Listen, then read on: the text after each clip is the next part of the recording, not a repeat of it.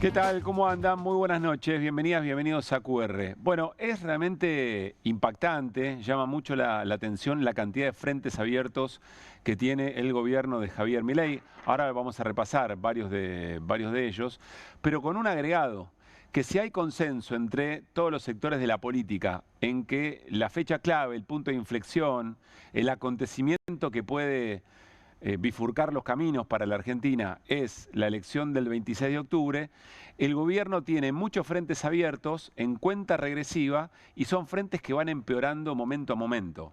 Entonces la pregunta a la que vamos a volver al final de la apertura es, en definitiva, si el presidente de la Nación, y también vamos a explicarles por qué hablamos del presidente y no del gobierno, si el presidente de la Nación es capaz de conducir esa cantidad de frentes abiertos, si es capaz de conducir la crisis que sobrelleva y que, como venimos diciendo hace bastante, no se transforme en una crisis de gobernabilidad y eventualmente una crisis institucional. Todo esto camino, insisto, hacia la elección del 26 de octubre, que más allá de algunos plazos de algunos de estos temas, parece ser claramente el frente o la frontera, digamos, a partir de lo cual las situaciones pueden cambiar y mucho o se podrían llegar a definir. Por eso al departamento creativo de QR se le ocurre que la imagen es de un flipper y por eso esta es nuestra apertura. Miren. ¡Amo! Digamos, o sea... ¡Amo!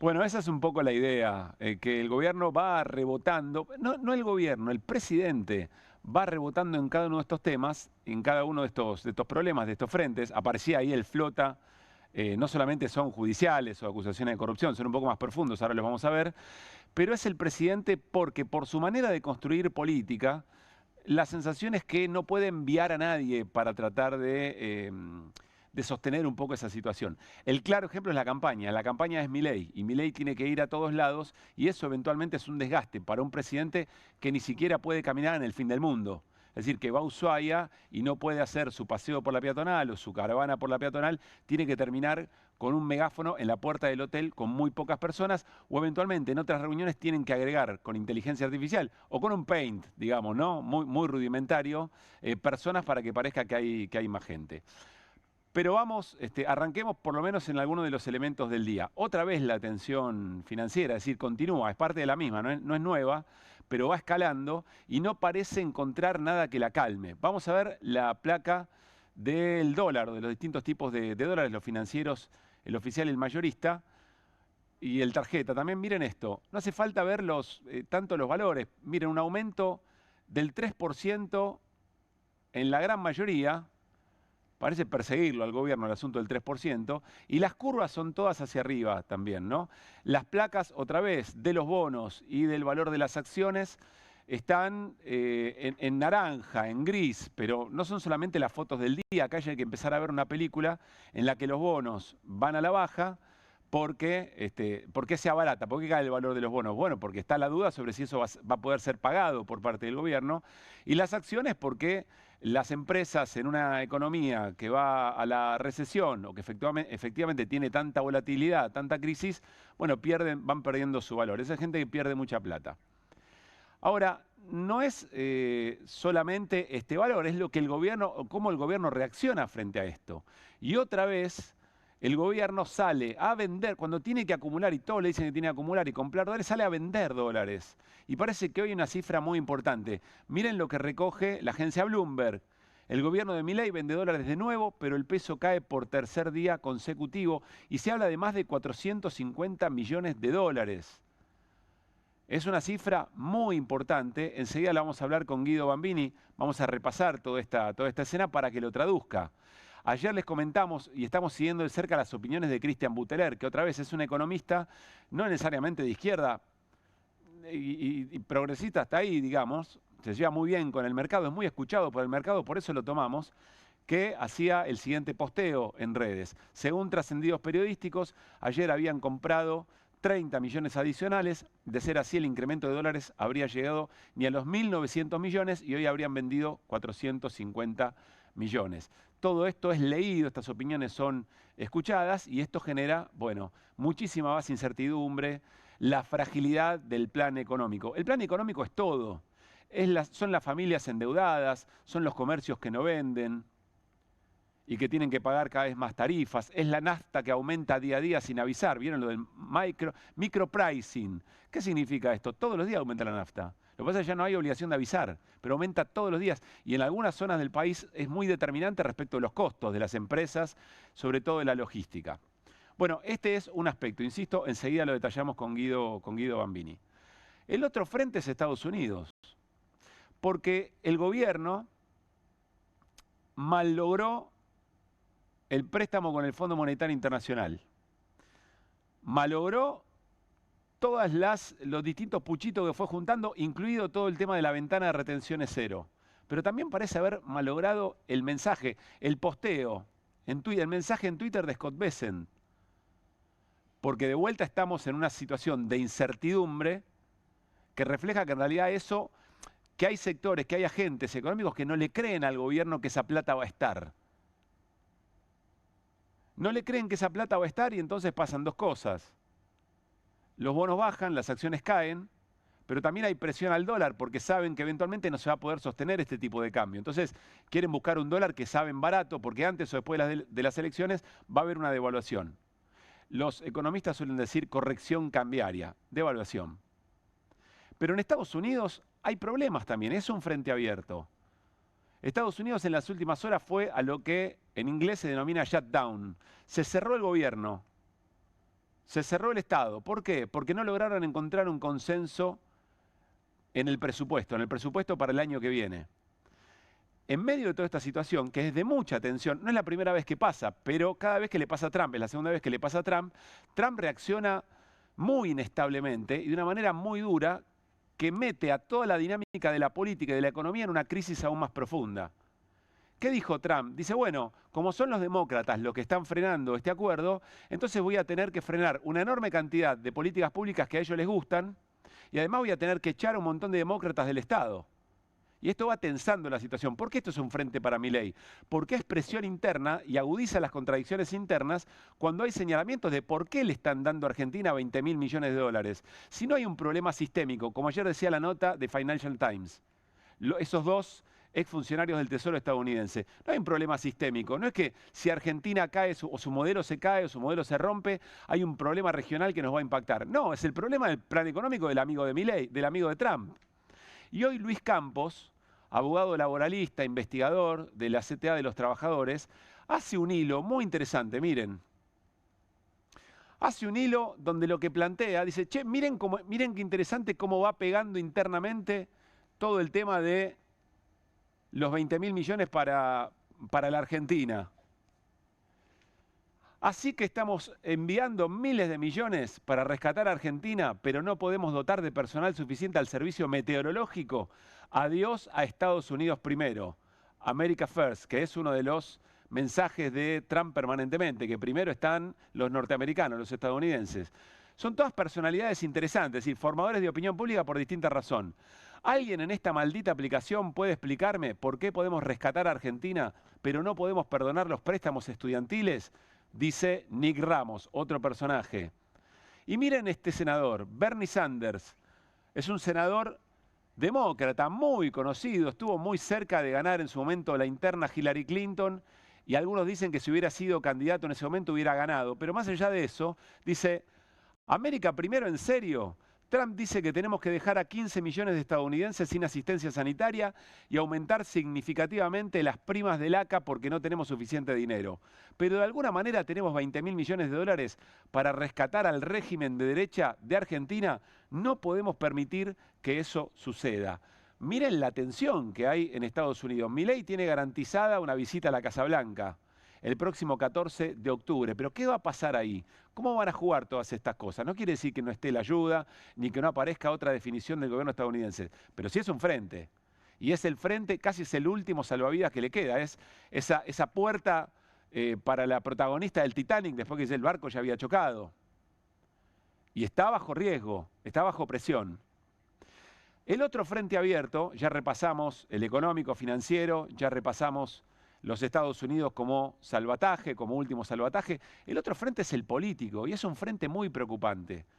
Mañana va a haber una sesión en el Senado importantísima porque si efectivamente las distintas oposiciones logran sumar sus voluntades, y parece que esto es mucho más sencillo que en diputados, se va a insistir con las leyes de emergencia al financiamiento universitario y emergencia en pediatría, más conocida como la ley Garraham, que el gobierno había vetado. Es decir, mañana es la insistencia, mañana sería la derrota a otros 2 vetos del gobierno. Y eso acentúa, es muy importante, es clave, eso acentúa la idea de que el gobierno, si es que efectivamente el presidente lo negó, pero el ministro de Economía lo aseguró, si de Estados Unidos le están pidiendo también, entre muchas otras condicionalidades, que logre armar, conducir la escena política, que logre tener algún tipo de acuerdos con distintos sectores de la oposición, bueno, mañana hay otro cachetazo. En cuestiones muy sensibles, otra vez hay que pensar, che, por ahí aparece el mensaje de los Estados Unidos y algunos gobernadores y gobernadoras, algunos senadores y senadoras recalculan. Sí, pero son temas tan sensibles, de tanto arraigo, que después cuando tienen que darse vuelta y volver a sus provincias, tienen que rendir cuentas si efectivamente no hacen lo que ya hicieron originalmente con estas leyes. Hay otro frente político más importante, o aún importante, que es lo de Provincias Unidas ayer en Chubut. Discursos muy fuertes contra Milei. ¿Se acuerdan Nacho Torres diciendo, se le anima al presidente hasta el cafetero del Consejo Deliberante? Nosotros dijimos nuestros respetos a los cafeteros y cafeteras del Consejo Deliberante. Muy despectivo, pero el mensaje fue claro. Puyaro también en el mismo sentido. Todo sin el kirchnerismo, ¿no? Después podemos hablar de eso con Carlos Heller, que ya está con nosotros. Y hay otro elemento más de la política de hoy, que tiene que ver lo que pasó en la Comisión de Presupuesto. Carlos Heller es el vicepresidente de la Comisión de Presupuesto, suele acompañarnos los jueves, le pedimos que venga hoy porque es el día para conversar con él. En la Comisión de Presupuesto había 2 cosas importantes. Primero, la discusión en sí misma, la discusión por el presupuesto que viene negando el propio gobierno ya con 2 años de prórroga y con muchas artimañas para no discutir. Pero además el presidente José Luis Espert, que está en el centro de otro nuevo escándalo de corrupción, ni más ni menos que señalado como haber recibido aportes de campaña no declarados de una presunta organización narco, de un tipo que ya está condenado, está pidiendo la extradición, que está acá en la Argentina, el famoso Fred Machado. Entonces, y había en el medio pedidos para que Espert no sea más el presidente de la comisión. También por 2 cosas. Primero por sus, dijo Carvajal, el senador de Democracia para Siempre, formoseño, diputado, perdón, dijo, porque hizo abuso de las facultades que tiene como presidente de la comisión. ¿Se acuerda del año pasado? Cortaba las palabras, la palabra de cada diputado o diputada, era muy ofensivo al hablar, como José Luis Espert suele serlo, muy respetuoso, muy sobrador. Se la tenían jurada de hace rato. Y encima cae esto, entonces son 2 pedidos en concreto. Y la gran mayoría de los espacios de la oposición, por no decir todos, salvo el PRO, estaban de acuerdo en que Espert no podía seguir un minuto más en la presidencia de una comisión tan importante, tan determinante, donde se juega la motosierra, donde se juega el modelo, como es la Comisión de Presupuesto, para discutir la ley de leyes. Todos de acuerdo. Hay un conflicto ahí en el reglamento, no está muy en claro de qué manera reglamentaria se le puede pedir en ese momento al presidente de la comisión que se vaya. Entonces lo que le decían es, mire, acá hay consensos de todo tipo. Usted, si le quiere hacer un bien a su partido, a su espacio y al gobierno, se tiene que levantar y se tiene que ir. Hablaron todos en ese sentido. Vamos a repasar lo que dijo Germán Martínez, el primero que habló en la sesión de hoy, el titular del bloque Unión por la Patria. Es inentendible que José Luis Espert siga siendo el presidente de esta comisión de presupuesto. Tiene que ser removido inmediatamente. Y estoy convencido de que hay una amplia mayoría de los 49 integrantes de la Comisión de Presupuesto que están seguros de que Espert ya no puede ser el presidente de esta comisión. La posición que habitualmente tiene el espacio oficialista cuando se encuentra en problemas. Meten la cabeza abajo de la tierra como el avestruz, no se hacen cargo de absolutamente nada, ni siquiera se animan a defender al presidente de la comisión porque no hubo ningún diputado oficialista que lo defienda, nadie, por las dudas, y dudo de que hoy algunos se quieran sacar fotos al lado de Esper presidiendo porque tienen miedo que en algún momento termine en otro lugar. Habló Germán Martínez, habló Esteban Paulón por Encuentro Federal, habló, como les decía, Fernando Carvajal de Democracia para Siempre, habló Juan Manuel López de la Coalición Cívica, todos en el mismo sentido, y cada uno que iba hablando era más efusivo y agregaba más elementos para sostener la idea de que Esper no tenía nada que hacer ahí. En un momento, también el Frente de Izquierda toma la palabra y se la dejaron picando también, ¿no? Y es Vilma Ripoll la que eventualmente recoge ese guante y da, yo me imagino, la sensación de muchas diputadas y diputados que estaban allí, una suerte de justicia poética. Miren. Diputada Ripoll. Gracias, señor presidente. Bueno, hay que decirle porque es una formalidad. Porque la verdad que lo que le quería preguntar es, después de toda la denuncia que hay y después de habernos dicho, zurditos van a correr, usted ya corrió con la moto. Y además nos dijo cárcel o bala. Entonces ahora le puedo preguntar cuál elige, cárcel o bala. Bien, entonces...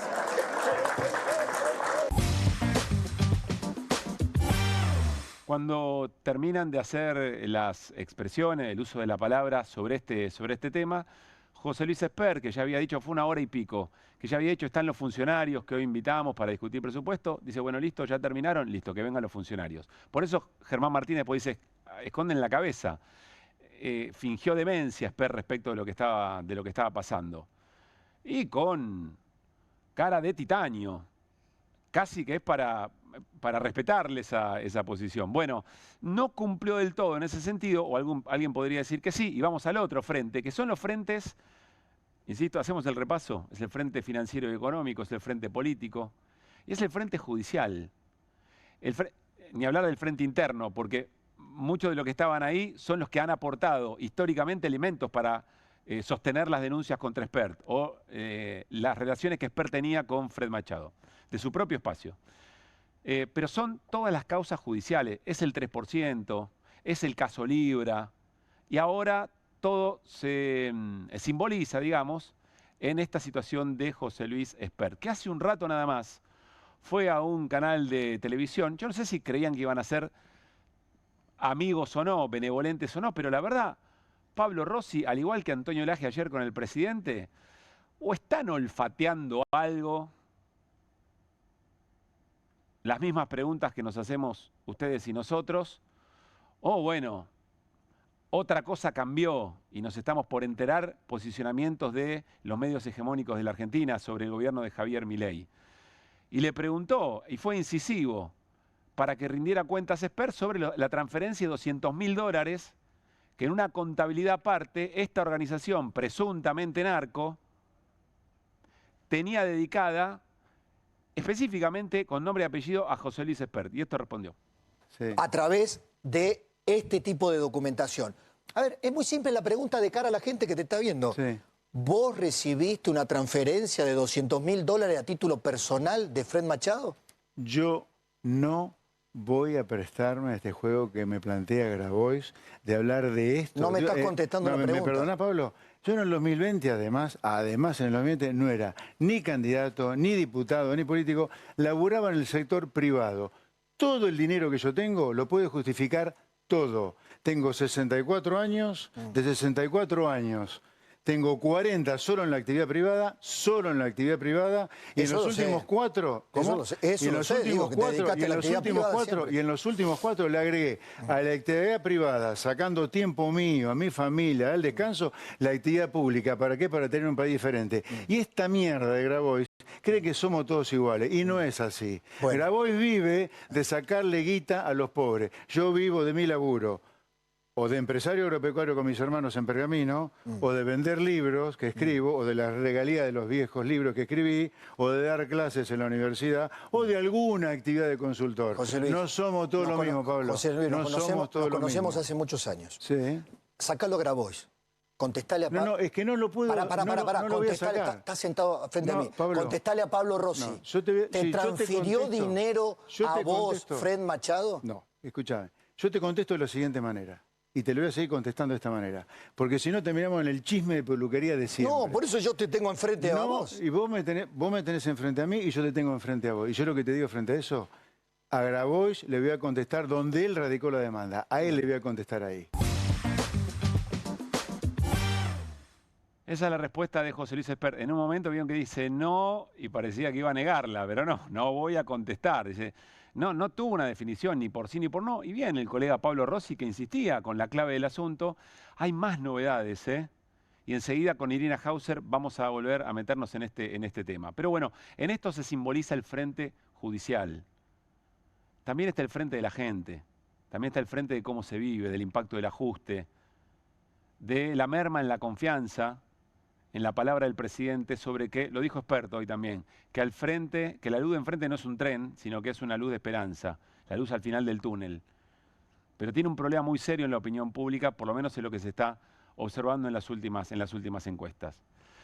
Alguien podría creer, bueno, esto se dirime en lo judicial, tiene una pata judicial, por supuesto que tiene una pata judicial. Pero hay algo que vincula a todos estos frentes y que nos parece en QR, siempre con humildad, sin soberbia, que es lo que no hay que perder de vista. Que todos estos frentes son parte de una sola cosa. Es el modelo. Es el modelo político, económico y social que expresa esta forma de ser de la derecha en la Argentina. En definitiva, todo esto es, al final de cuentas, una discusión de modelos. Porque los modelos también tienen maneras inherentes.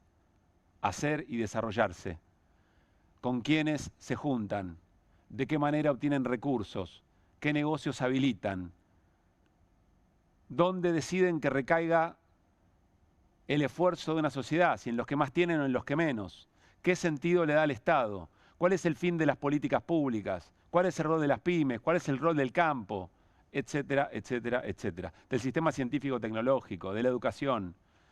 Todo esto, aunque parezca una cosa judicial, aunque parezca un chimento de peluquería, aunque parezca una discusión interna de algún espacio de la política, todo esto refiere a la confrontación de modelos. Y déjenme decirles que para quienes se sienten identificados con la alternativa al modelo que gobierna, hoy hubo una muy buena noticia que seguramente le va a dar más volumen a la discusión de modelos. Es la reunión en San José 11-11 entre Cristina Fernández de Kirchner y el gobernador de la provincia de Buenos Aires, Axel Kicillof. Arrancamos QR y lo hacemos, como siempre, con las voces del día. Si tu abogado es el abogado de los narcos, si recibís guita de los narcos, si recibís aviones de los narcos, si recibís un auto blindado de los narcos, ¿qué sos? ¿Qué sos, chicos?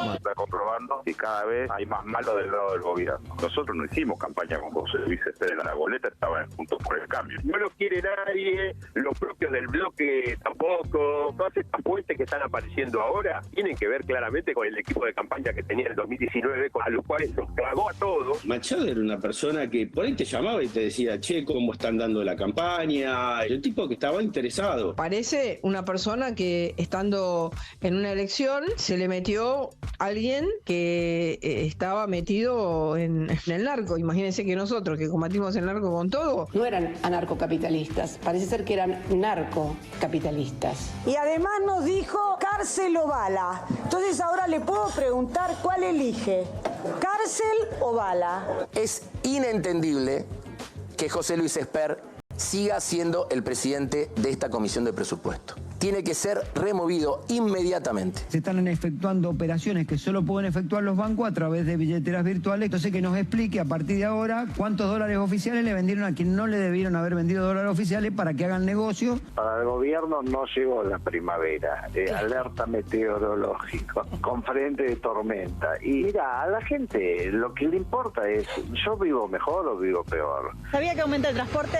No sabía nada. Nada. ¿Y cómo impacta esto en el bolsillo? Se nota la diferencia, ¿viste? Un poquito más, pero se nota. Está complicada la cosa, cada vez peor y ahora en fin de mes peor. Estás 2 horas, 3 esperando algún pedido y no te cae nada. Hay más repartidores y hay poca demanda. Yo tengo un optimismo a pesar de los golpes, el pueblo siempre vuelve. No se puede entrar a la Casa de Moneda, el aniversario, 150 años de historia, porque el gobierno de Milei quiere vender la casa, quiere vender la patria. El Día Nacional del Vendedor Ambulante. Marcharon para visibilizar la problemática del sector.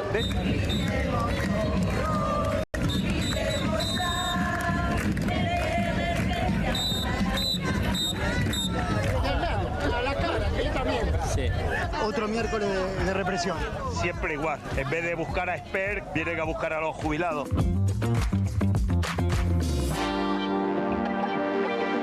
Muy buenas noches, Irina Hauser. ¿Cómo andamos? ¿Qué tal? Buenas noches. Hola, Guido. ¿Qué tal? Querido. Buenas Guido noches. Bambini. Iri, en un ratito, más sobre la causa Esper. ¿Con qué promesa? Bueno, tenemos algunos detalles de una vieja causa que se le había iniciado a José Luis Espert, justamente por qué había recibido durante la campaña de 2019 y el uso de los famosos aviones de Fred Machado, que sabemos que tiene un pedido de extradición de Estados Unidos por tráfico de cocaína. En esa causa, que estaba pasando muy por debajo del radar y está en Comodoro Pi, hay unas perlitas que no te podés imaginar. Entre ellas, un descargo del propio José Luis Espert y la declaración, por lo menos, de uno de los pilotos que lo llevó por varios lugares del país. No solamente a Viedma. No solamente a Viedma. Enseguida vamos con eso. Bueno, recién veíamos en las voces del día el pibe del delivery que decía algo muy concreto. Hay 3 horas esperando un pedido porque hay mucha gente tratando de zafar con esa actividad, pero poca demanda, además, ¿no?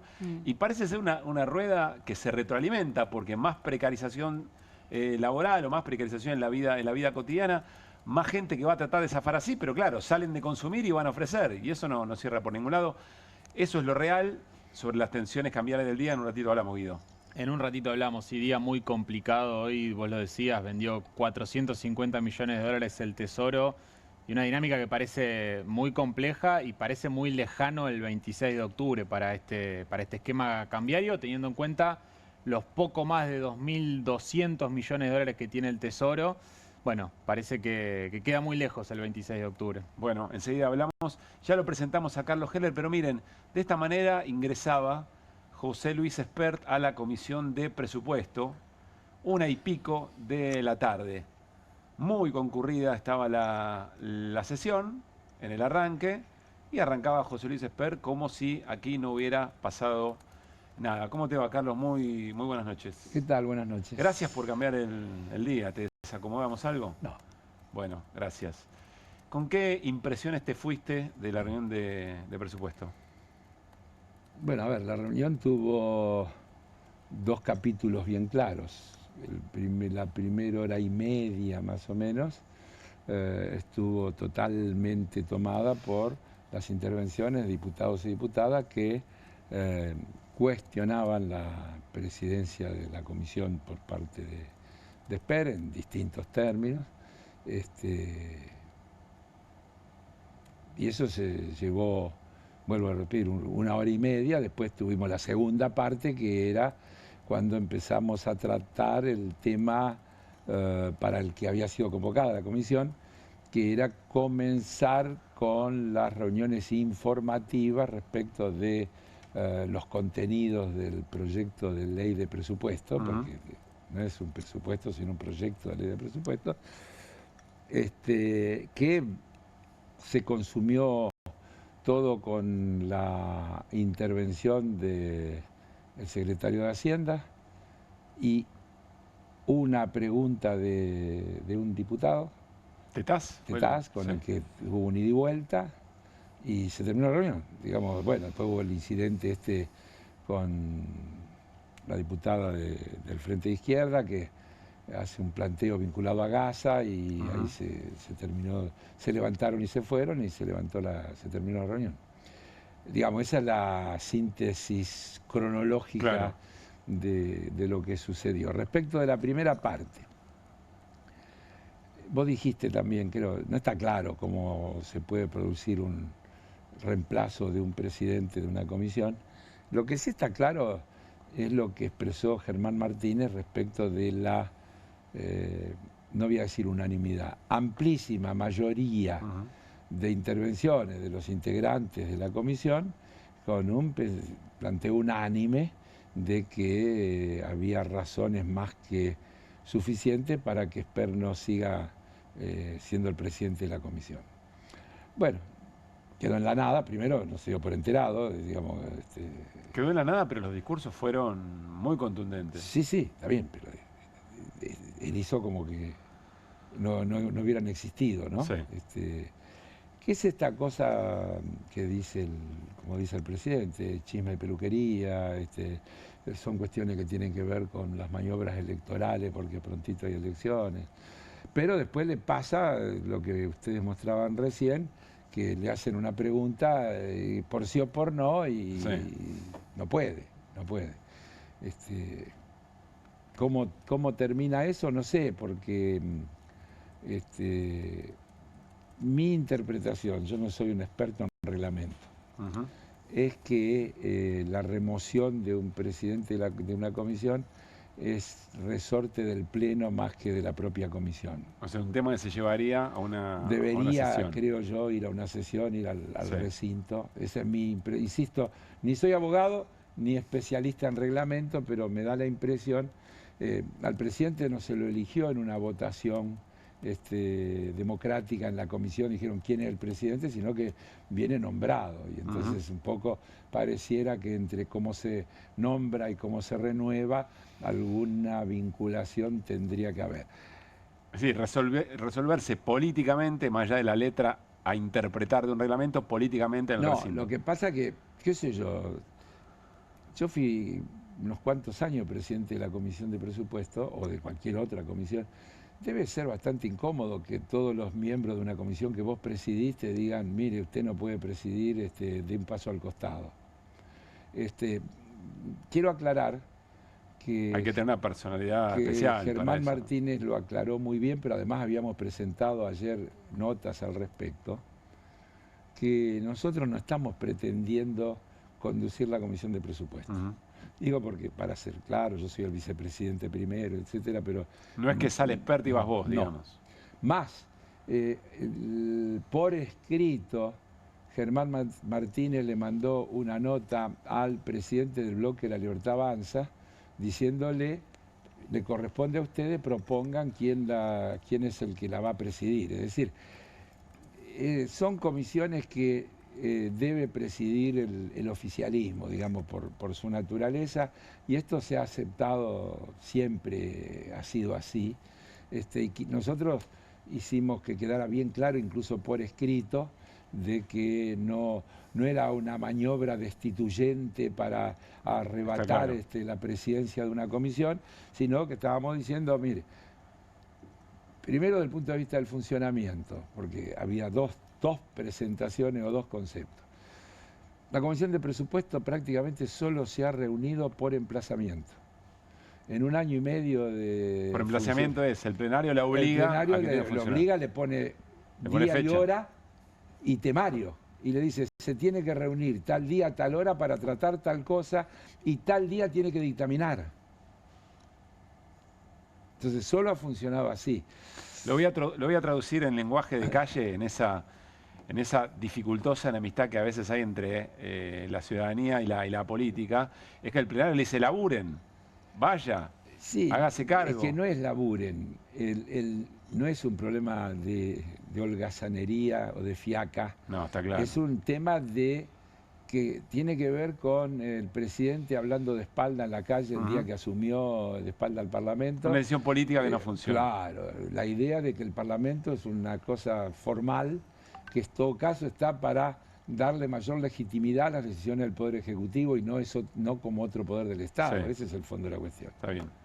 Entonces, ahora yo me imagino, Carlos, que tampoco querían hacer un escándalo porque, por otra parte... no hubo escándalo. Las intervenciones fueron todas ordenadas, medidas. Fueron muy duras, muy profundas, Sí. pero al mismo tiempo, en el momento en que Espert sigue para adelante, como si acá no hubiera pasado Así nada, es. imagino yo, te lo pregunto, no querían poner en riesgo el tratamiento. El tratamiento del presupuesto. Ya llevamos 2 años sin presupuesto y no podíamos, creo, prestarnos al juego de que digan la oposición no quiere que se trate. La oposición no quiere que se trate. Así que, bueno, nadie podrá decir eso, hoy quedó absolutamente claro.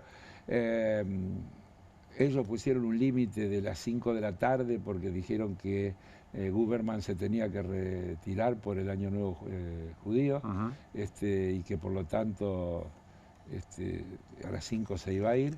Se fue antes porque en el medio hubo un incidente, entredicho, entre, insisto, una diputada del Frente Izquierda que hizo un planteo vinculado a la flotilla a las humanitaria, flotillas que están que después nos vamos a ocupar de eso, a Gaza, y eso terminó en un griterío, y ahí el secretario de Hacienda se levantó y se fue, y los diputados y diputadas de la Libertad Avanza se levantaron y se fueron, y de hecho ahora, se levantó la reunión. Sobre eso en concreto, los funcionarios estuvieron 1 hora y pico esperando y observando cómo Spert bancaba cada una de las acusaciones, de los señalamientos. Pero no es una reunión del Poder, es una reunión del Poder Legislativo a la que asisten invitados los funcionarios del Poder Ejecutivo, que quiero decir... Pero quiero decir, después se tuvo que ir a sentar al lado de un presidente tan objetado y tan, con tan poco consenso, ¿no? No es poca cosa tampoco eso.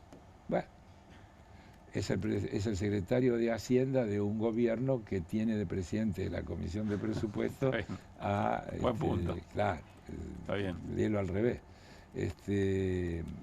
Entonces, ¿cómo sigue? Vos, seguramente irá al plenario en el próximo... No, la Comisión de Presupuestos se va a volver a reunir en fecha próxima, no quedó claro.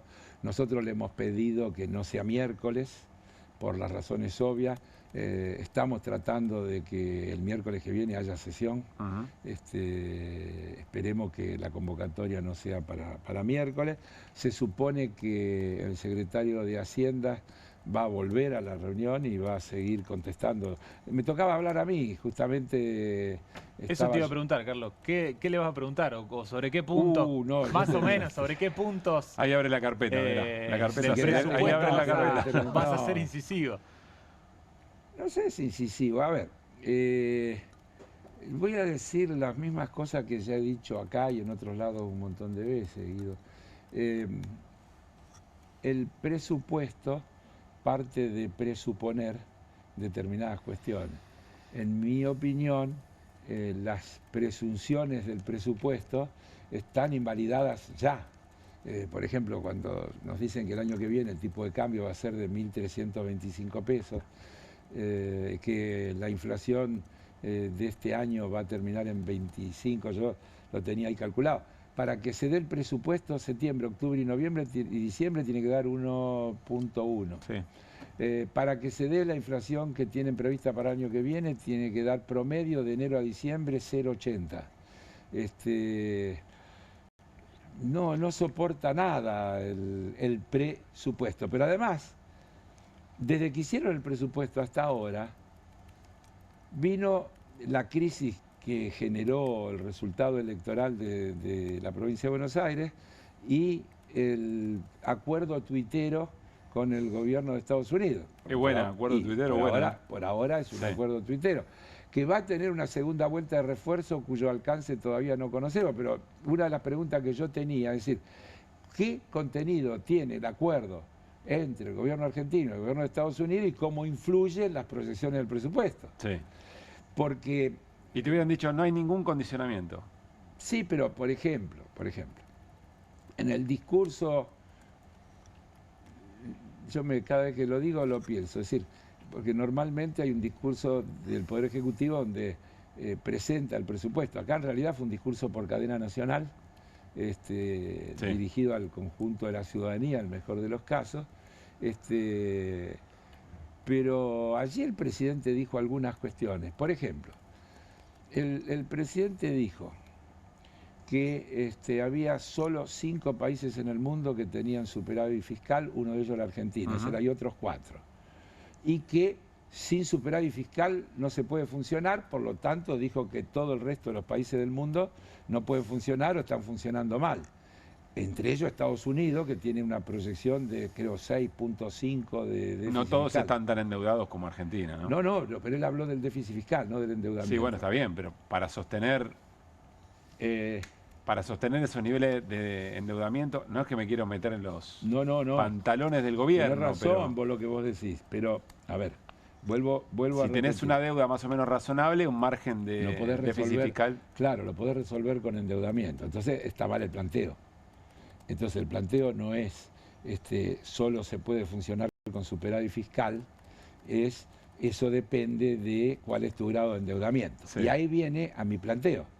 Si ya el problema es el endeudamiento, las deudas tienen costo.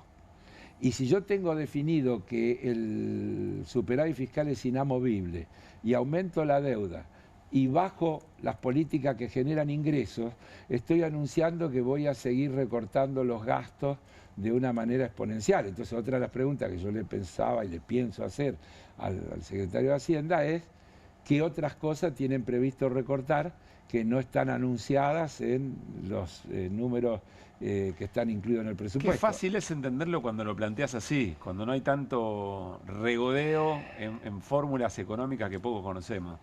Bueno, sí, mirá, Rusia tiene 1% de déficit estimado para este año, España 2,7, Japón 2,9, Italia 3,3, la Unión Europea 3,3, Reino Unido 4,4, Francia 5,5, Estados Unidos 6,5, Brasil 8,5, China 8,6. Entonces uno mira esos datos y dice, algo no me cierra, algo aquí, algo está mal. Pero dejo el discurso ese del presidente, tomo algo que dijo el presidente, creo que ayer en un programa de televisión tempranito al que fue. Con Laje. Sí. Con Laje. Dijo, elogiando el discurso del presidente de Estados Unidos en Naciones Unidas, al que él apoyó de manera incondicional, que Estados Unidos estaba atacado por dos cuestiones. Por la competencia de los productos importados y por eso la política de aranceles, y por el crecimiento de la deuda, que eran los dos flagelos que el presidente Trump tenía que corregir con estas políticas que estaba llevando adelante. Entonces digo, si tenemos tanta incondicionalidad con el apoyo a las políticas de Estados Unidos, ¿por qué no le hacemos caso en proteger la industria nacional y en atacar el endeudamiento creciente que tiene la Argentina? Esta es otra de las cosas. Ya me estás dejando sin preguntas, te estoy contando acá, entonces me estoy quedando sin... Ya te van a adivinar, están preparando la respuesta. Van a preparar la respuesta. Guberman está preparando la respuesta. Ahora hay que pensar otras. A ver, hacemos una pausa acá con Carlos y vamos a repasar un poco el día y volvemos con Carlos para analizarlo con él. El día, otra vez un día de tensión financiera, de tensión cambiaria. ¿Por dónde arrancamos a contarlo, Guido? Sí, bueno, arrancamos por un poco la noticia también que traías vos al principio de Bloomberg, porque una primera reflexión es que el Tesoro debería hacer público rápidamente cuánto vende o cuánto compra cada día, ¿no? Porque estamos trabajando con estimaciones del mercado, cuánto vendió en el día de la fecha el Tesoro. Cuando lo sube un portal como Bloomberg, bueno, en alguna medida es palabra autorizada. También estamos trabajando con las declaraciones de Florencia Donovan, que cuenta si compró, si vendió dólares el Tesoro. Debería ser, digamos, no tan opaco, ¿no? Por al fin y al cabo es información pública. Recordemos, vende dólares para sostener el tipo de cambio, exactamente, ¿no? Para que no se le vaya el dólar. Hoy dejó correr al principio de la rueda un poquito el tipo de cambio. Ayer defendió en 1.380 pesos por dólar, en un nuevo techo de la banda, lo mostrábamos ayer. Hoy el dólar mayorista, que es donde interviene por orden del Tesoro el Banco Central, que es el agente financiero del Tesoro, dejó correr un poquito hasta 1.425 el dólar y volvió a vender durante la jornada un total de 450 millones de dólares. Se operaron 811 millones de dólares en el mercado mayorista. La oferta, digamos, más de la mitad la puso el Tesoro en el día de la fecha, en un día que el campo, Ciara, liquidó la suma de 364 millones de dólares. Es una oferta que todavía, una oferta remanente, que fue importante por parte del campo en esto que fue lo que quedaba remanente de esta liquidación extraordinaria por parte del sector agropecuario.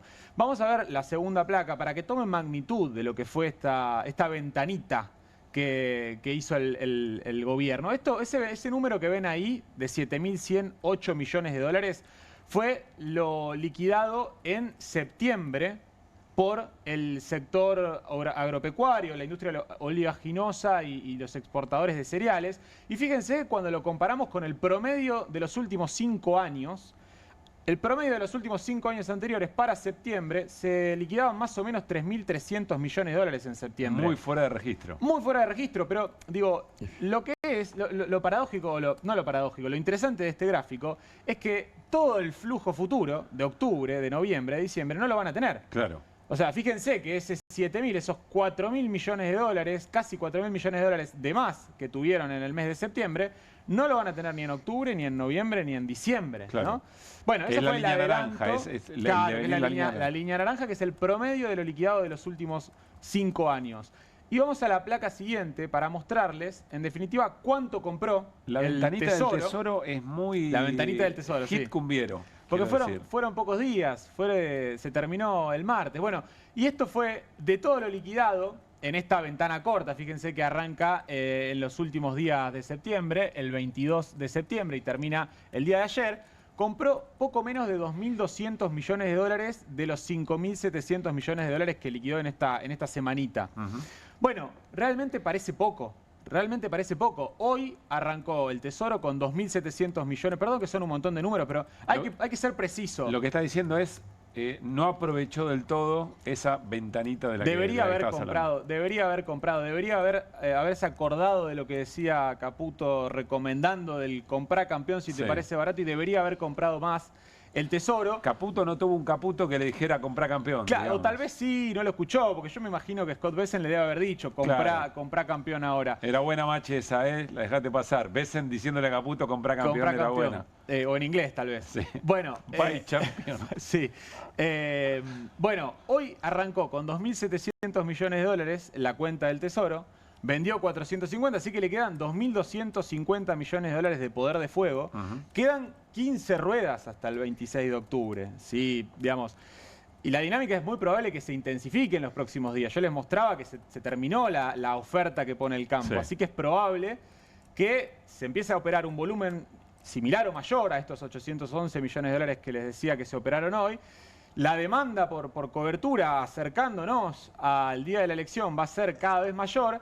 Así que es probable que se le acabe el poder de fuego, estos 2.250 millones de dólares al Tesoro. Y ahí va a aparecer el Banco Central probablemente, si el tipo de cambio llega al techo de la banda. O si en las próximas ruedas vemos que el Tesoro decide seguir dejando correr un poco el tipo de cambio. Insistimos, 1.380 ayer, 1.425 hoy. Si tal vez mañana ya empieza a vender en 1.450, bueno, nos vamos acercando cada vez más al techo de la banda, que hoy es 1.480 pesos. Así que es un panorama muy complicado, digamos. Realmente creo que el agua está llegando a partes del cuerpo donde no deja respirar ya. A ver, Carlos, lo que quieras sobre esto, y yo agrego pregunta, es o tenés los dólares o el gobierno necesita tener capacidad para establecer expectativas.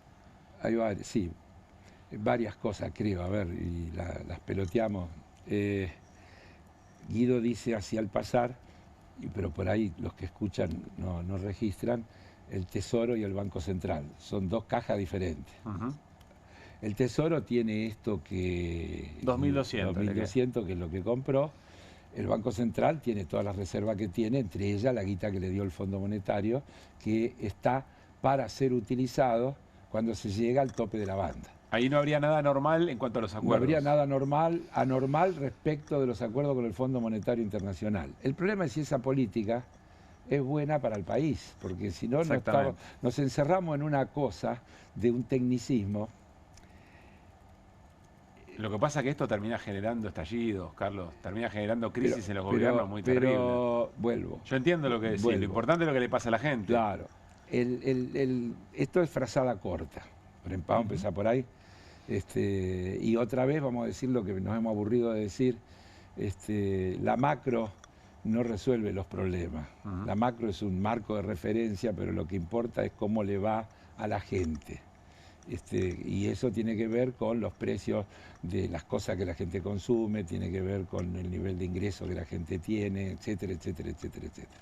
Si se crean puestos de trabajo, si no se crean, si son de calidad, si no son de calidad, si los servicios públicos sirven o no sirven, etcétera, etcétera, etcétera. Ahora bien, el gobierno está, a mi juicio, en una trampa en la que es el hambre y la gana de comer, es decir, Si el gobierno le hace caso al fondo, deja flotar libremente el dólar y no tiene necesidad de vender nada, y el tipo de cambio se irá a donde las expectativas lo quieran poner. Eso tendría inmediatos efectos positivos para la economía y negativos. Vamos bien. ¿Cuáles serían los positivos? Bueno, los productos importados perderían competitividad contra la producción local, y entonces la producción local estaría más protegida. El turismo internacional perdería competitividad contra el turismo local, por lo tanto ahí habría otra mejora. Ahora, normalmente cuando el tipo de cambio sube, esto va a precios. Y entonces, cuando va a precios, y eso significa un desfasaje entre esos precios, lo que la gente gana, la gente puede consumir menos. Y si puede consumir menos, los que producen menos. Y entonces, otra vez, por eso digo, frazada corta es una encerrona. Lo que no sirve es lo que vos dijiste al final, es el modelo. Entonces, querer discutir si esto está bien o está mal, tiene una falla, a mi juicio, conceptual. El modelo no cierra de ninguna manera, ni con bandas, ni sin bandas. Y guarda con el juego de palabras, con esto de bandas. No dije nada. No, yo lo digo. Menos en la antesala de... No dije nada. Entonces, esto no cierra, porque lo que hace falta es un modelo que tenga otras políticas, que proteja la producción nacional, que proteja el empleo, que proteja o sea, no es un problema de mala praxis, no es un problema de crisis interna del gobierno, no es un problema judicial de algunos actores. Es todo eso más todo lo demás, pero esencialmente un problema modélico. Y si no se resuelve el problema de modelo, esto se va a seguir agravando. Porque si no ajustan el tipo de cambio, tienen esta presión que no lo pueden soportar. Si ajustan el tipo de cambio, van a contener esta presión. ¿Qué le están diciendo? El Fondo Monetario, el Tesoro, etcétera. Dejen flotar libremente. Sacá las bandas, sacá el techo y dejá que el dólar se vaya a donde la oferta y la demanda determine y no vendas. Eso es lo que le están diciendo. Ahora, hay otras cuestiones en esas incertidumbres de lo que el gobierno está haciendo. ¿Por qué sube el riesgo país? ¿Qué mide el riesgo país? La sobretasa. Mide la posibilidad que el Estado tiene de cumplir con las obligaciones de deuda que tiene. La Argentina tiene por delante, de acá a fin de año, unas cifras que son manejables, pero el año que viene tiene entre enero y julio 9.000 millones de dólares aproximadamente. Milei dijo que ya tiene la plata del 26. No sé a dónde. No mostró en el celular como Fantino, ¿no? No sé a dónde, pero dijo que... Sí, bueno. Cuando el secretario del Tesoro y el presidente de Estados Unidos muestran el tuit que escribió Milei y se lo dio para que se lo muestren y se lo entreguen en cámara, porque en realidad eso fue lo que pasó, inmediatamente el riesgo país bajó a 900 y pico de puntos, porque parecía que estaba la guita entre el swap de 20.000 millones y si hace falta le compramos bonos y si hace falta le damos un stand-by directo del Tesoro de los Estados Unidos al Tesoro ¿Y pero argentino. ¿Qué cambió, Carlos? Porque no es que alguien fue y borró el posteo. No cambió, porque hasta ahora no hubo más que el tuit. Van a intentar una segunda ronda, que es el 14. Vos te das cuenta que esta reunión, 12 días antes de las elecciones de medio término en la Argentina, con un presidente de Estados Unidos diciendo que vamos a hacer todo lo que es posible para que Milei sea reelecto, con un secretario del Tesoro de Estados Unidos diciendo lo mismo, con un embajador designado de Estados Unidos en la Argentina diciendo lo mismo, muestra que preparan para el 14 de octubre algún otro anuncio que tenga un poco más de efecto sobre el estado de ánimo de la población respecto a lo que esa población 10 días después va a tener que decidir con su voto. Hoy es 1 de octubre. Sí, pero la reunión es el 14. Faltan 13 días para eso. Claro, y después cuando se haga la reunión van a faltar otros 12 días para que la gente vote. Sí, pero igual, digo, son 12 días, 13 días, largos, van a ser tensos, ¿no? Sí, bueno, pero... Y almanaque no pueden inventar. A ver, hemos visto cosas... Y además están con algún asunto allá. Estamos viendo, claro, cosas sensacionales, como por ejemplo el discurso que el presidente de Estados Unidos le dio ayer a los generales norteamericanos, que no se puede dejar pasar, no sé si ustedes ya lo mostraron, pero si no, muéstrenlo. Yo creo que mostrarlo muchas veces. Es muy fuerte. Es muy fuerte. La construcción del enemigo interno, otra vez. Sí, pero si vos juntás lo que dijo el presidente de Estados Unidos y lo que dijo el ministro de Defensa de Estados Unidos, se las trae. Y si el gobierno argentino reitera su alineamiento absoluto e incondicional con las políticas que se delinean y se establecen desde los Estados Unidos, uno debería temer que cosas parecidas se quieran intentar hacer en la Argentina. Y entonces cuando... Ahí donde las maniobras y los ejercicios conjuntos, en Ushuaia, en Mar del Plata y en Puerto Belgrano cobran otro Fue un volumen, decreto para... Esto normalmente se aprueba en el Parlamento y demás. Pero no debería aprobarlo. Hoy someterse. hablamos con Carmona, él tiene que aprobarlo el Congreso. No quisieron correr el riesgo de un tratamiento en el Congreso. Normalmente los Congresos aprueban esas maniobras conjuntas. Pero bueno, volviendo, yo creo que, insisto, la idea de la frazada corta, creo que la tienen complicada, creo que no cierra. Y la verdad voy a decir una cosa temeraria. Yo dudo que cualquier anuncio, por exitista que sea, sirva para cambiar el humor de la población, que solo cambia cuando percibe realidades concretas. Difícil que el humor social cambie por anuncios. Bueno, el tuit sirvió para que algunos indicadores, como el riesgo, pero les duró 3 días. Sí, el salario real no se va a recuperar. El salario real no se va a recuperar con ningún tuit ni con ningún anuncio. Y vuelvo, la Argentina está enferma de deuda.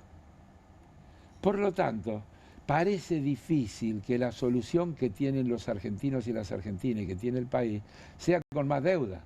La Argentina necesita un proyecto productivo, de desarrollo de sus fuerzas productivas, de desarrollo de los sectores donde tenemos ventajas competitivas, que generen recursos genuinos. Necesita políticas fiscales con progresividad para agravar las grandes fortunas, las grandes ganancias, para impedir que siga la fuga de capitales. En esto que nos presentaron, que vamos a tratar, aparecen datos, ayer o anteayer se publicó, creció la deuda externa argentina. La pregunta para hacer es, si hay superávit fiscal, ¿por qué crece la deuda? Porque la deuda podría crecer por 2 cosas. Porque estamos tomando crédito para hacer inversiones productivas, entonces tomamos crédito porque vamos a hacer una central hidroeléctrica, vamos a hacer ruta, vamos a hacer lo que sea, o tomamos crédito para pagar más crédito, es decir, para cubrir los intereses. De eso estamos enfermos. No puede ser por ahí la solución. Patear para adelante con más deuda solo es una hipoteca más grande para las generaciones futuras y cada vez más difícil de resolver, y cada vez es un salvavidas de plomo más grande para lo que viene por delante. Gracias, Carlos. Nos reencontramos el jueves. Mañana no. No, el otro. No, mañana vas a ver el partido. ¿Qué partido? Nos reencontramos con Carlos el otro jueves. En su columna habitual le pedimos hoy si podíamos cambiarla por el evento de la reunión de presupuesto. Bueno, vamos a cambiar de tema. Volvemos a la primera parte de esa reunión que giró alrededor de la figura de José Luis Espert, que hace un rato nada más, podemos volver a compartirlo, si te parece, por lo menos un tramo, Juli. Él dio una entrevista con Pablo Rossi en A24, fue una entrevista, no fue del todo concesiva, tuvo que transpirar un poco José Luis Espert, dejó este testimonio.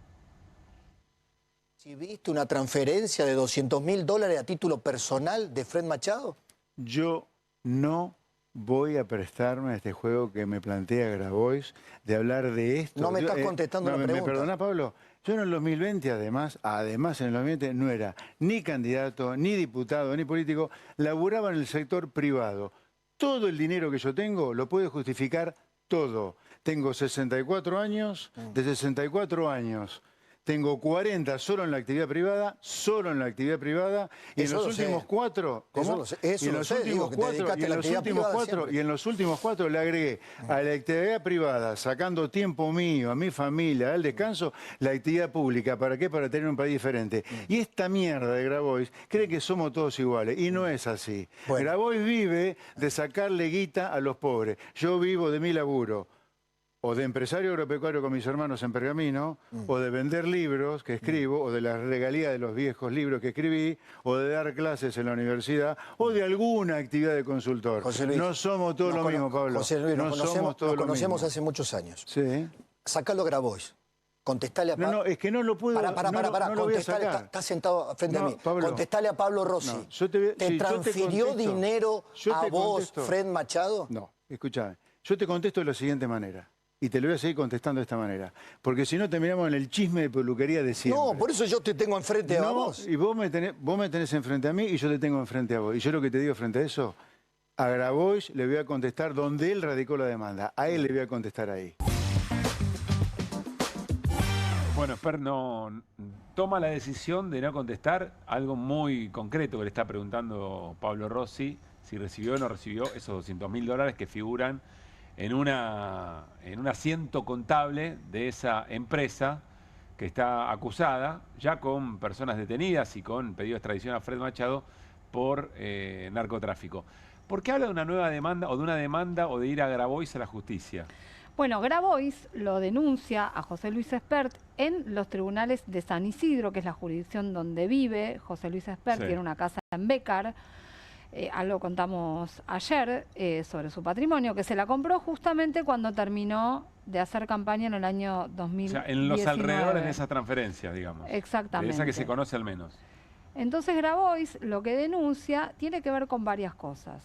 Por un lado, con este dato que sale a la luz sobre la transferencia de los $200.000 que está asentada en una causa donde Fred Machado, que se llama Federico, está acusado de traficar cocaína, está acusado también de fraude y de lavado de dinero, por eso tiene un pedido de extradición. Bueno, ese dato está en Estados Unidos, no se conocía acá, pero el nombre que figura como destinatario de la transferencia es José Luis Espert. Grabois dice, quiero que lo investiguen por lavado de dinero y por otras tantísimas cosas vinculadas con la campaña del año 2019. ¿Esa causa en qué juez recae? ¿En qué juzgado? El juez se llama Lino Mirabelli y queda en San Isidro. Sí.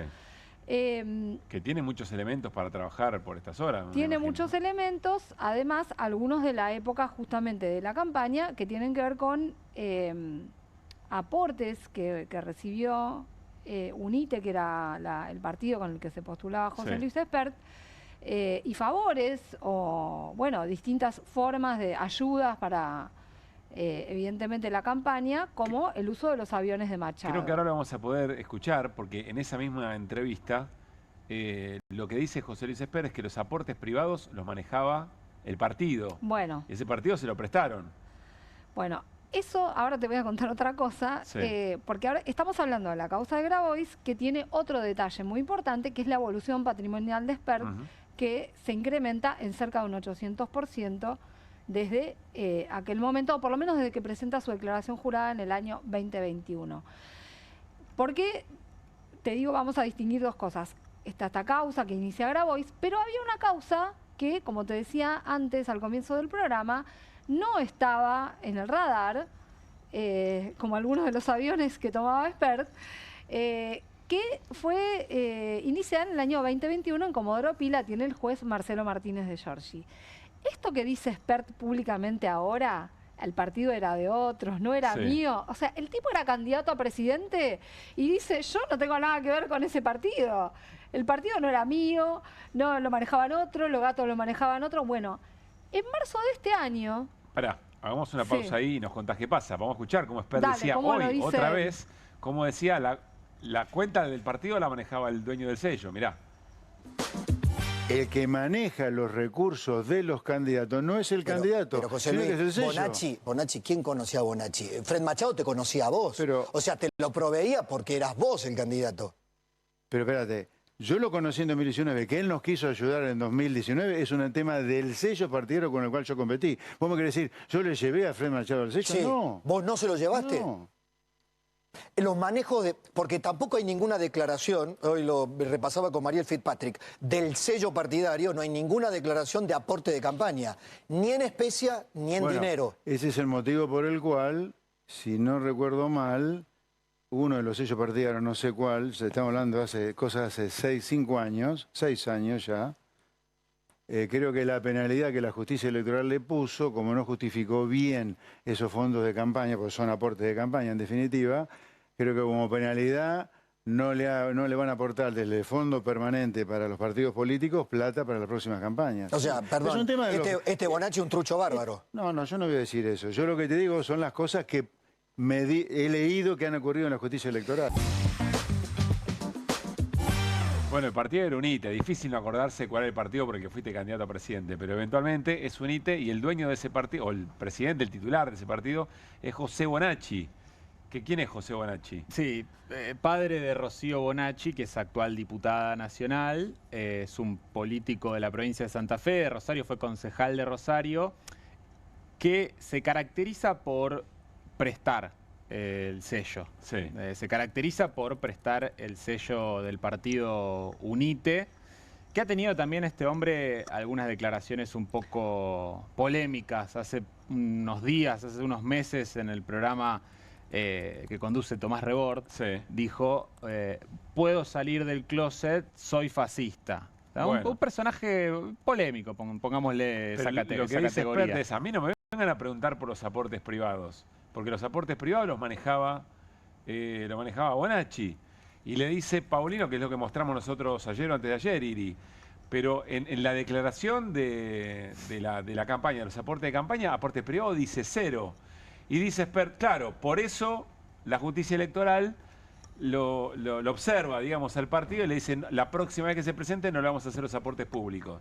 Pero le echa toda la culpa a Bonacci. Le echa toda la culpa a Bonacci, a otros integrantes del partido. Bonacci, sabes que estuvo haciendo algunas declaraciones ayer justamente, y una de las cosas que contó es que en los manejos del partido le habían pedido que justificase en la contabilidad $400.000 mediante una cena.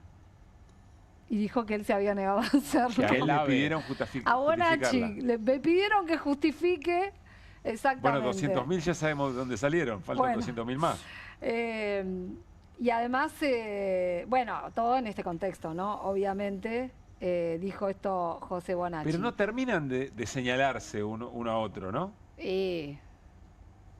Ve, le dice, ¿es un trucho? No voy a decir eso. Yo me imagino que los dos tienen elementos. No está bien, o sea, no sé si es narco, qué sé yo. ¿Quién empieza a revolear primero qué? Debe ser la carrera. Bueno, José Luis Espert, esto que está diciendo ahora, ya lo había empezado a revolear en el expediente.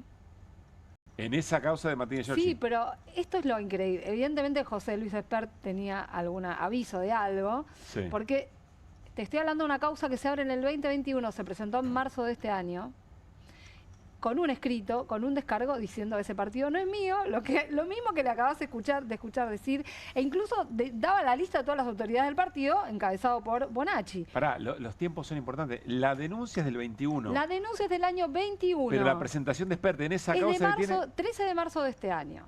Se presenta, tenemos algunas partecitas del descargo, que para mí tiene dos ejes. Uno es el que le echa la culpa al partido, a sus compañeros, ¿no?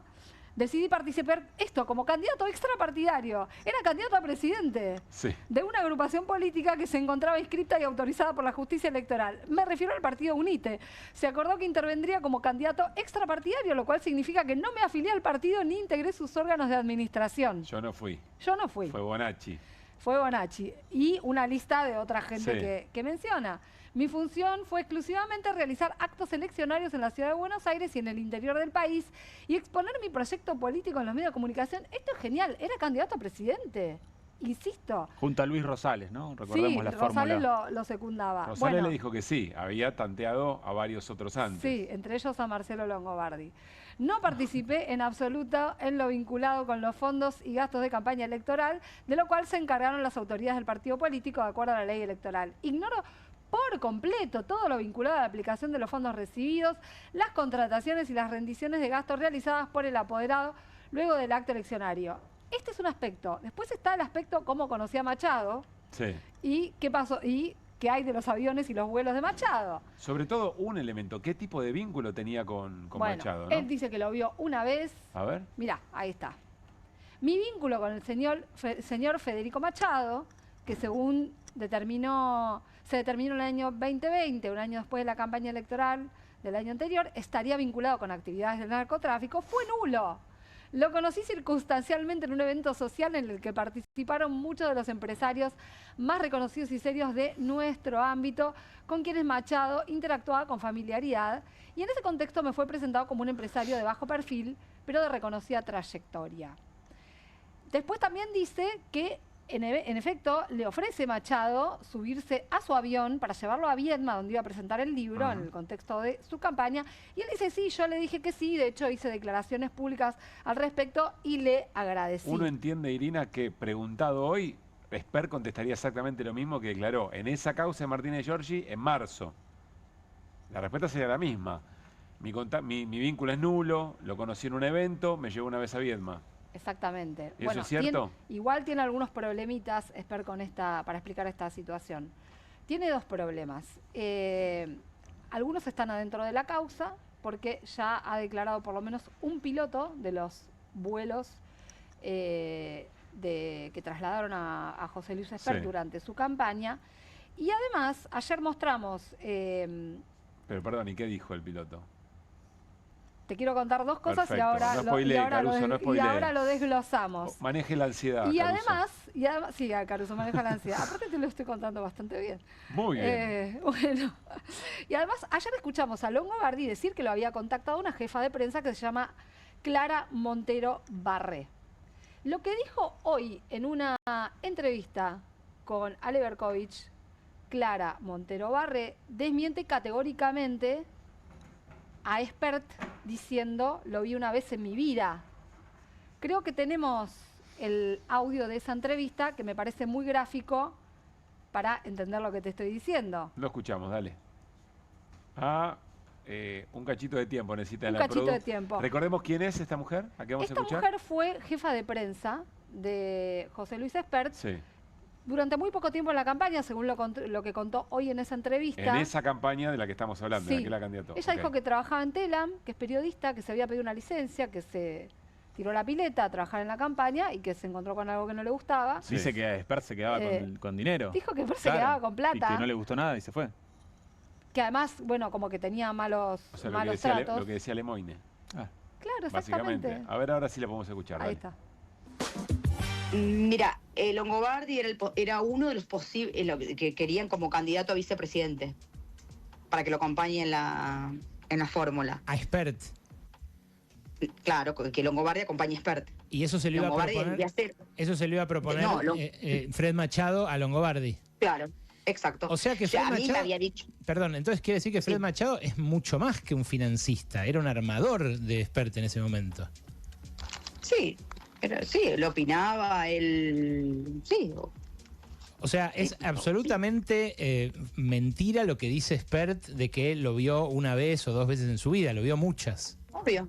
Sí. ¿A vos eso te consta? ¿Vos estuviste presente en esa...? Mira, más de 2 veces lo vio seguro porque adelante mío, yo lo vi 2 veces a Fred Machado y esas 2 veces estaba Espert.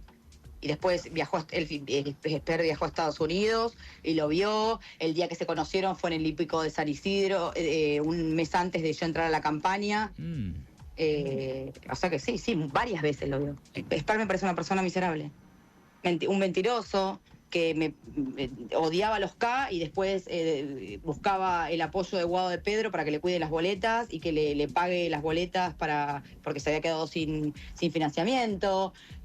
Odiaba a Macri y terminó cerrando con Larreta.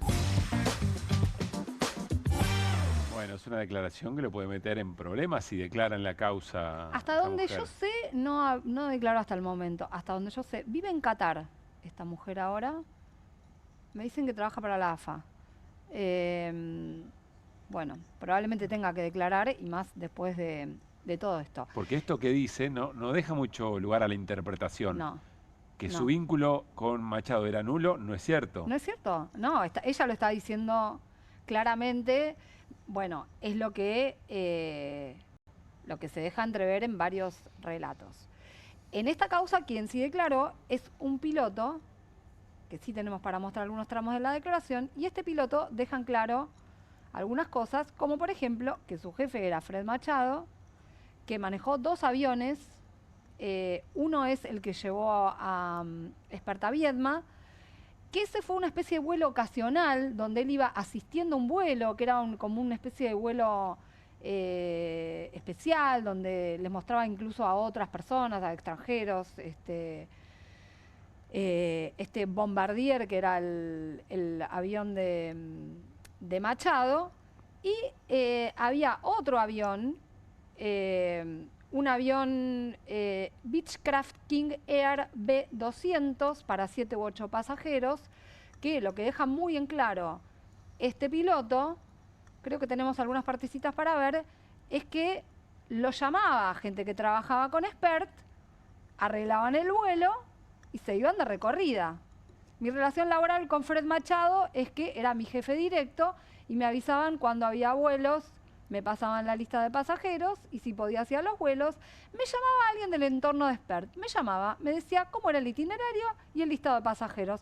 No me acuerdo el nombre, pero era una mujer, una secretaria o algo de Espert y me pasaba los vuelos ella. Habla de vuelos, no habla de un vuelo. Y que le armaba el itinerario Espert, la gente de Espert le armaba el itinerario. Espert era precandidato a presidente, yo no tengo ni idea si los usaba con cualquier otro fin o incluso fines electorales. Una vez dijo que iba a ver a la madre, porque si no me equivoco, él es de Pergamino. Correcto. O la zona. Fue un comentario al pasar, pero más que eso, ni idea. Sí puedo decir que todos los vuelos fueron de cabotaje dentro del territorio argentino, territorio variado. La agenda... Todos los vuelos. Todos, por eso digo, habla en plural, no dice en la declaración cuántos vuelos, pero habla en plural dentro del territorio argentino, territorio variado. La agenda la pasaban día a día y muchas veces me consultaban por los horarios para coordinar la agenda de él, reuniones y ese tipo de cosas. Para más que eso no tuve. El avión era de Machado, este hombre trabajaba para Machado, le pagaba a Machado y los vuelos los hacía José Luis Espert. Creo, esto sí está en la causa que tiene Martínez de Giorgi, esta declaración es del año 2023. Acá hay otra pregunta. Trabajito de hormiga, ¿no? Irina, gran trabajo. Hay otra pregunta acá. ¿Y Martínez de Giorgi? Sí, bueno. ¿Qué ha hecho con la causa todo y este bueno, tiempo? lo que te estoy mostrando, poco. Además, hoy declaró una persona, para que te des idea, se desempolvó la causa en este momento. Voy a tener más detalles a la brevedad, pero declaró alguien que tenía un cargo gerencial en una de las empresas que operaban estos aviones. Sí.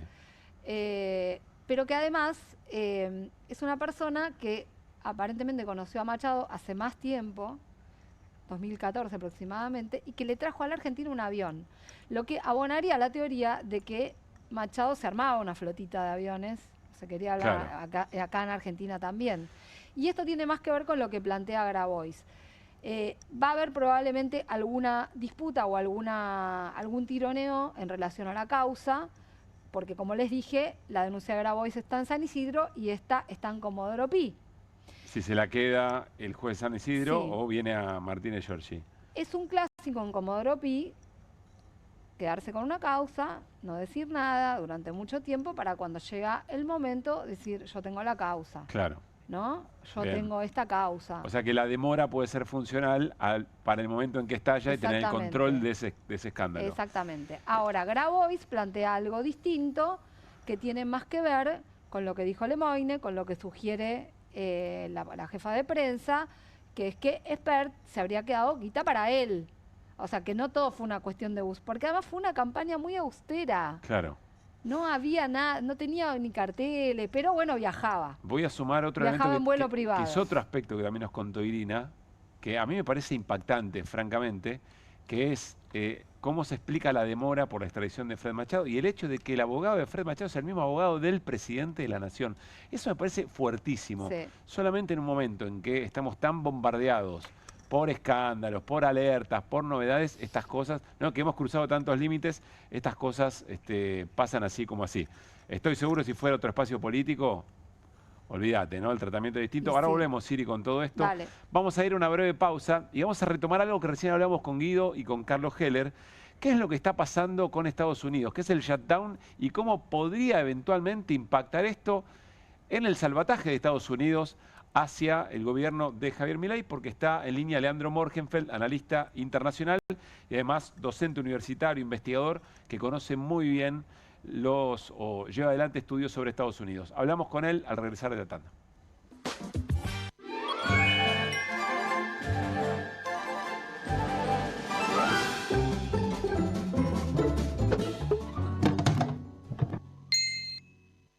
¿Pensás que las subastas no son para vos?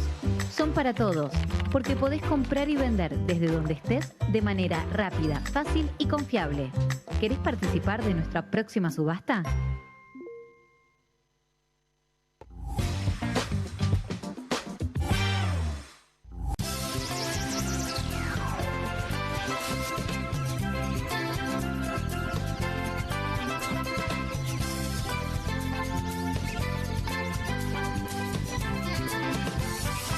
Así se ve un sistema de movilidad integrado. Y así se siente hoy. Colectivos de la ciudad más modernos con cámaras y nuevo sistema multipago. Estaciones renovadas y más cámaras de monitoreo. Más estaciones de cobici. Buses eléctricos, modernos y silenciosos. Peajes inteligentes sin barreras. Obras en la autopista de Lepiane. Nuevos pasos bajo nivel, renovación de puentes y más obras para viajar mejor. Todo conectado. Buenos Aires Ciudad. Yo no me vendo, yo no transo. La verdadera libertad se construye con coherencia y sin corrupción. Juan Martín Paleo, candidato a senador nacional por la Ciudad de Buenos Aires. Alianza Potencialista Amarilla 502. Terminemos con la grieta. Desde el Senado voy a trabajar por una Argentina liberal y nacionalista. Corrupción, nunca más. Vota Argentina, vota Aguilar. Lista 20. Unión del Centro Democrático Senadores Nacionales. Ciudad Autónoma de Buenos Aires. Leonardo Ramiro. Minacial María Luciana. En octubre, elegí diputados y senadores que están con los jubilados. Nunca con los ajustadores y coimeros. En Ciudad de Buenos Aires, Cristian Castillo, senador. Frente de Izquierda, lista 506. Ustedes no son el partido de la libertad, son el partido de la injusticia social. Pero la sociedad argentina no es eso. El pueblo argentino es un pueblo solidario. El pueblo argentino es un pueblo que sabe sentir y empatizar con el sufrimiento y el dolor de los otros. La libertad siempre la llevarás dentro de tu corazón. Fuerza Patria, con el valor para ser libres de verdad. Itay Hackman, candidato a diputado nacional por la Ciudad de Buenos Aires, lista 503.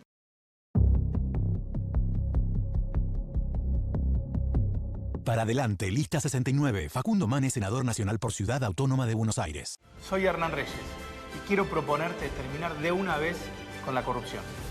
Hernán Reyes, candidato a diputado nacional por la Ciudad de Buenos Aires. Lista 505. Hagamos futuro. Este 26 de octubre pongámosle un freno al saqueo de Milei. Votá en defensa propia. Votá nacionalismo. En Capital Federal, votá César Biondini, diputado nacional. Frente Patriota Federal.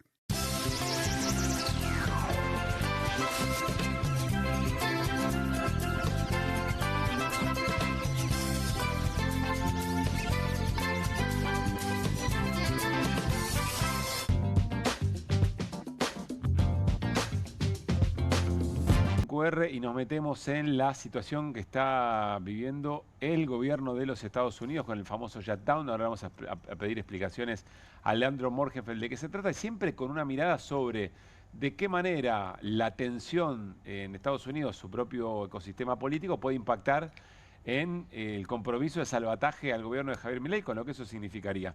Leandro Morgenfeld está en línea, es analista internacional, docente de la UBA, investigador del CONICET y coordina el grupo Claxo de estudios sobre Estados Unidos. Leandro, muchas gracias por atendernos. Soy Pablo Caruso con todo el equipo de QR. ¿Cómo va?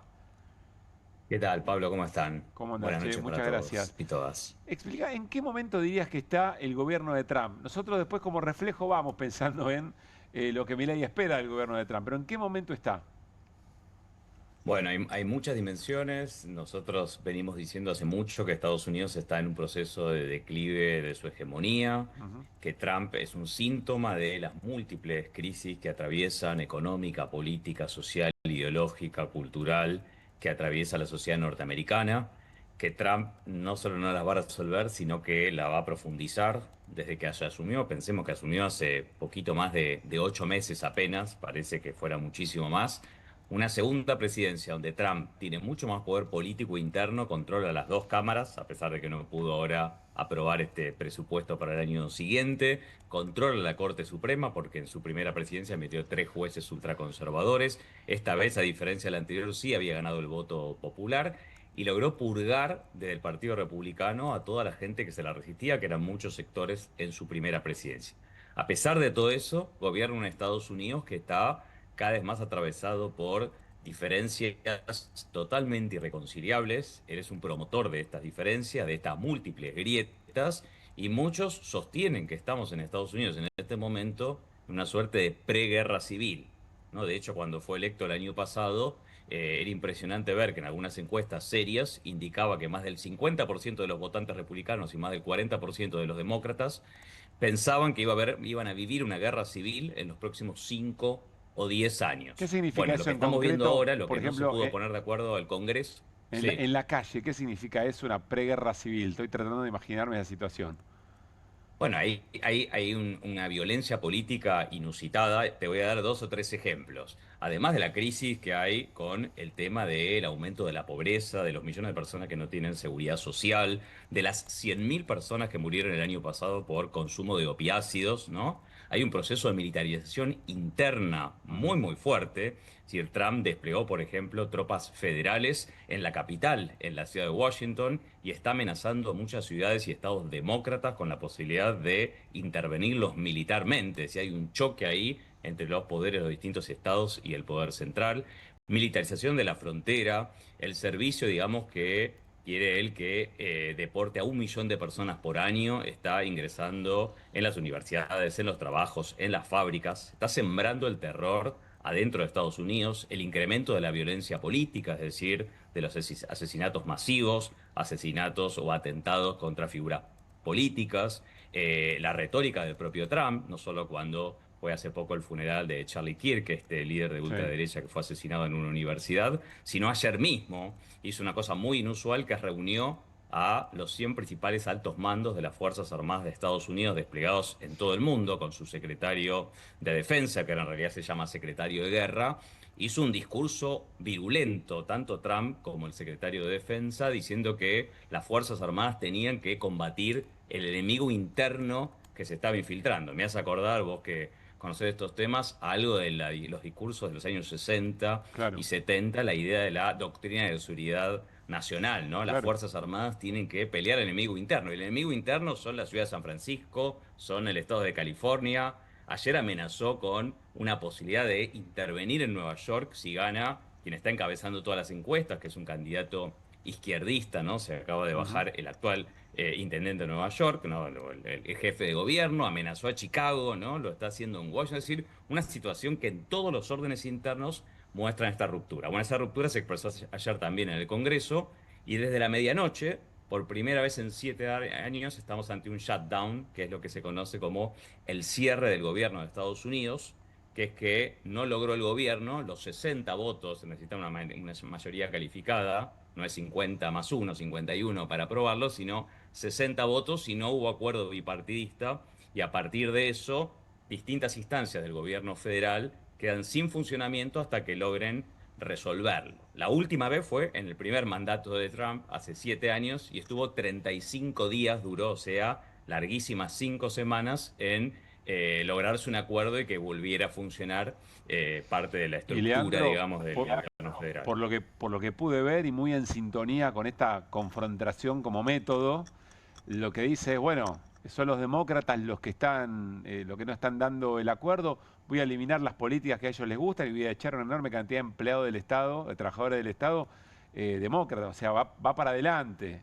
Trump frente Sí, a... es algo muy parecido, ¿no? Obviamente con otro país, digamos, con otra estructura mucho más poderosa a lo que está haciendo Milei. ¿Qué están discutiendo? Los demócratas querían que no se recortara en salud parte de lo que queda del Obamacare, ¿no? Es decir, un seguro de salud que cubre a gente muy pobre, 7 millones de personas que se quedan sin ningún tipo de cobertura de salud y recortes a planes sociales. Acaba de presentar un presupuesto Trump donde aumenta el presupuesto militar y vamos a tener un presupuesto militar para el próximo año récord, ¿no? Justamente ahora, Trump, que se dice que es el presidente de la paz. Bueno, Leandro, eso es lo que está en discusión en Estados Unidos. En este sentido, uno puede entender, por esto que recién mencionabas, porque se está discutiendo la motosierra, por la confrontación y la violencia política, y eso como una suerte de elemento de construcción política, de acumulación política, uno puede entender perfecto la identificación Trump-Milei. Ahora, recién revisamos un hilo de tuit de Luis Campos, un investigador de la CTA Autónoma, y él mostraba distintas opiniones de personalidades que construyen opinión pública en Estados Unidos que frente a la crisis que están viviendo, política, económica, etcétera, y a las amenazas de recorte, dice, y en medio de todo esto le vamos a dar 20.000 millones para el plan económico de Milei.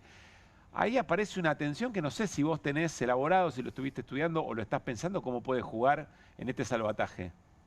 Mira, hay doble tensión. La primera es diferencias del interior del propio gabinete de Trump. Se conocieron el día viernes. Un fotógrafo logró una foto espectacular, que es el teléfono de Scott Bessent, el secretario del Tesoro, que todos conocemos porque es el que rescató a Milei la semana pasada. Claro. Y el jueves, te recordarás que hizo un tuit, varios hizo en la semana con Argentina, muy polémico, que dijo, ojo, vamos a rescatar a Argentina si votan bien, es decir, si votan lo que quiere Estados Unidos el 26 de octubre. O sea, yo que trabajo en la relación bilateral y que estudié los 200 años de la historia argentina, desde Braden o Perón, la campaña de febrero del 46, que le salió muy mal porque Perón dijo, che, no estamos eligiendo entre la Unión Democrática y mi candidatura del Partido Laborista, sino que la elección es Braden o Perón. Bueno, ahora es Bessent o Fuerza Patria, digamos, porque es la principal fuerza, sí, porque entiendo. Que el secretario del Tesoro diga, los vamos a rescatar si ustedes votan a nuestro candidato, genera una doble indignación. La primera, de nada menos que la secretaria de Agricultura, que es del gobierno de Trump, porque dijo, por la bajada de este negociado que hizo Caputo con las 10 cerealeras, ¿no? Para tratar de evitar que el dólar se disparara la semana pasada, ¿no? Perdimos 2.000 millones de dólares de exportadores, los productores de Estados Unidos, productores agropecuarios, exportadores de soja, porque China aprovechó para ese periodo para comprarla mucho más barata que en Estados Unidos. Y la segunda es que se conoció una carta hoy de 14 senadores demócratas, muchos de ellos muy conocidos, entre ellos Bernie Sanders, 2 veces precandidato presidencial, que estuvo a punto de lograr la candidatura del Partido Demócrata, ¿no? Bernie Sanders y varios otros precandidatos presidenciales, 14 senadores, dijeron, ¿por qué les estás recortando a los que más necesitan en Estados Unidos? Hay de 40 millones de pobres, hay decenas de millones de personas que no tienen ningún acceso a la salud, como decíamos, y se lo estás dando a un amigo tuyo, le estás diciendo cómo tienen que salir las elecciones, o sea, un claro acto injerencista, ¿sí? Y te vas a fumar, te vas a gastar el 72% de un presupuesto de 27.000 millones de dólares que tienen para socorrer situaciones cambiarias de determinados países. Con lo cual, la situación interna en Estados Unidos está muy difícil para que se concrete alguna de las 3 vías que presentó Scott Bessent. Yo decía la semana pasada, hace una semana pasó esto, pero en el medio pasaron muchísimas cosas, ustedes lo estaban hablando, el gobierno está en su peor crisis política porque además, ¿no? Perdóname que me meta en el tema anterior, pero ustedes acaban de tratar el tema de Spert, ¿no? Sí. Cuando lo entrevistó Rossi, que vos lo ponías recién, yo creo que nunca vi una cosa igual, porque el entrevistador le preguntaba, bueno, pero la transferencia de $200.000, más allá de que lo haya investigado Juan Grabois, que hizo una investigación fabulosa al respecto, está en una causa norteamericana. Y él le contestaba el papelito, ¿no? Algo que está sentado y por lo cual pidieron la extraditación de Machado. Yo creo que Milei no lo suelta, vos lo dijiste, porque acabamos de enterarnos hoy que tiene el mismo abogado, el narco Fred Machado, y el presidente Milei, ¿no? del estudio español. Sí. Pero esto le genera un problema interno en Estados Unidos, porque que vayan a socorrer a un presidente que tiene en el principal distrito, que es la provincia de Buenos Aires, encabezando la fórmula, a alguien que llegó a ser diputado con el financiamiento de un narco que tiene pedido de extradición de Estados Unidos, es casi inaceptable. Entonces yo decía la semana Perdón, pasada, ojo, ¿vieron el meme de los Simpsons? Que es la Leandro, caja vacía de pizza, que no le den nada, salvo la foto en el Salón Oval para sostenerlo a Milei. ahora te voy a pedir que repitas eso porque, perdóname, te hablé encima, pero quería hacerte una pregunta sobre lo que acabas de considerar. O sea, que el tema expert y su función y todo lo que rodea a la escena es parte de la conversación política en Estados Unidos, en la agenda mediática, la opinión pública en Estados Unidos. ¿Es una opinión tuya o está ocurriendo? Efectivamente es así, pesa. Se lo dijo Pablo Rossi cuando él dijo ese papelito y él no quería contestar y seguía hablando. Le dijo, bueno, sacar. Le dijo, pero esto lo puso la cadena NBC y además esto es parte de la causa, es un documento de la causa. O sea, no es una información que alguien le dio a Grabois. Claro. El acceso quizás a esa información tiene que ver con varias de estas internas que están cruzadas en Estados Unidos y de esa situación de malestar total y de esta hipocresía del gobierno que está el gobierno norteamericano, digo ahora, que está recortando en todo y por un salvataje político que, como yo decía la semana pasada, tiene que ver con la acumulación política de Trump. Vos fíjate que Trump es un tipo que no tiene en todo el continente, salvo a Bukele, que es el único otro que recibió en el Salón Oval, el segundo sería Milei, de todos los países de América, no tiene ningún presidente de un país importante que diga los delirios que dice Donald Trump. Claro. El otro es Netanyahu, pero vos fíjate que el único que apoyó el discurso de Trump y de Netanyahu en Naciones Unidas la semana pasada fue Javier Milei.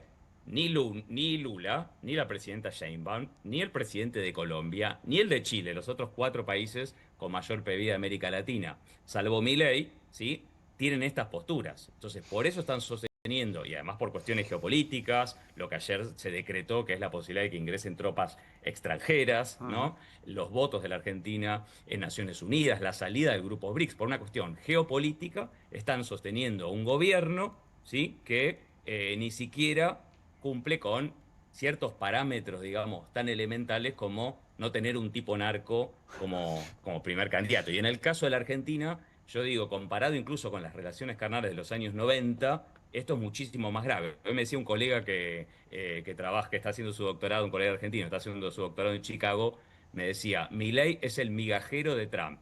Y me encantó eso porque es una persona que va arrastrándose, lo vimos la semana pasada, ¿no? Esa imagen de un presidente argentino excitado ante el print de un tuit que hizo Trump un rato antes. Ahí están viendo ustedes la imagen en pantalla. Como si fuera, no sé, mi hija que hubiera conseguido el autógrafo de Taylor Swift, ¿no? Y exultante ante ese acto de humillación del gobierno Trump. Creo que además le va a jugar muy en contra desde el punto de vista político-electoral al gobierno de Milei. Mirá, Durán Barba lo decía la semana pasada, hace 9 días, en una entrevista con Fontevecchia, dijo, lo tenemos medido.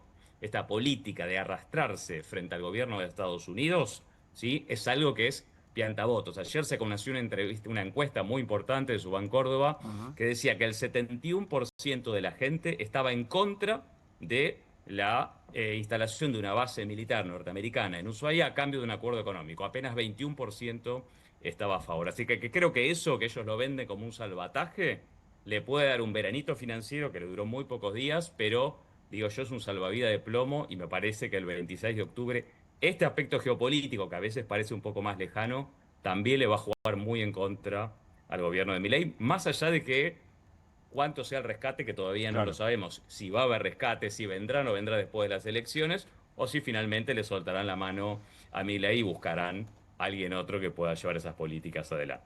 Leandro, clarísimo. Muchísimas gracias por este rato. Muchas gracias a ustedes, Pablo. Un gran abrazo. Gracias por la atención. Bueno, a partir de lo que dice Leandro Morgenfeld, uno puede pensar, estamos pensando, che, ¿cuánto falta para el 26? No, si lo escucharon los muchachos del mercado, ya está, quiere salir corriendo. Pero parece, en serio, decía, hasta el 26, ¿cuánto falta? La cantidad de días se sabe, pero el tiempo es relativo, dijo Albert, ¿no? En su momento. Ahora, la cuenta es de acá al 14, en función de cómo está viviendo Estados Unidos su propio momento político y cómo se metió en la discusión de los ajustes internos los 20.000 millones para Milei. Es terrible. No, además me quedo pensando si tienen firma. Digo, el shutdown también, digo, en términos administrativos ni siquiera sé si van a poder. Para las cosas en serio sí, pero esto no sé cómo entra. Para esto no sé. Pero en serio, de acá al 14, que es cuando Milei recibiría en la Casa Blanca ese nuevo mensaje que le ordene las expectativas, falta un montón de tiempo. Bueno, nos vamos a ir a una pausa y cuando volvamos repasamos algunas declaraciones del presidente hace un rato nada más. Y también tenemos scroll y varias otras cuestiones. Y algo más del tema Spert que nos quedó vinculado a los tiempos de la extradición. Ya venimos. Con energía voy a despertar. Duermo mejor con Belmo. Belmo, Belmo, Belmo es el colchón ideal. Duermo mejor con Belmo. Belmo, Belmo, con Belmo sueño espectacular. En Pilar contamos con Mimuni, nuestra herramienta digital de atención ciudadana para solicitar turnos, realizar trámites y gestionar reclamos de manera ágil y cercana. Descárgate la app o chatea con nosotros por WhatsApp a través de 11 52 38 68 64. Las 24 horas del día. También podés acercarte a cualquiera de nuestros puntos Muni de lunes a viernes de 8 a 18 horas y los sábados de 9 a 15 horas. En Pilar seguimos acercando el Estado a todos y todas las pilarenses. Pilar presente con futuro.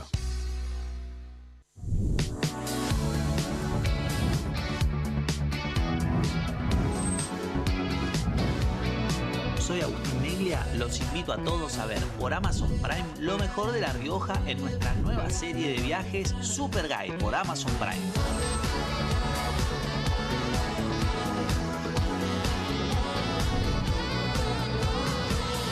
Una excursión increíble en La Rioja, ojalá que puedan venir algún día porque es una experiencia inigualable.